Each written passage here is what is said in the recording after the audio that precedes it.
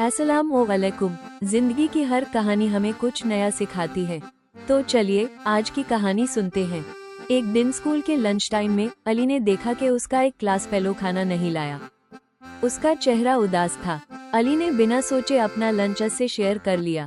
दोनों ने मिलकर खाना खाया और खुशी महसूस की। घर जाकर अली ने अपनी मम्मी को सब बताया। मम्मी मुस्कुराई और बोली, बेटा कल से मैं तुम्हें एक्स्ट्रा लंच दिया करूंगी। अगले दिन अली ने फिर अपने दोस्त के साथ खाना शेयर किया। उसको दिल में सुकून महसूस हुआ। कुछ दिन बाद अली ने देखा कि एक बच्चे की यूनिफॉर्म पुरानी और फटी हुई है। उसे अफसोस हुआ। अली ने चुपके से अपने फ्रेंड से बात की और सबने मिलकर पॉकेट मनी इकट्ठी की। थोड़े दिनों में उन्होंने इस बच्चे के लिए नई यूनिफॉर्म खरीद ली।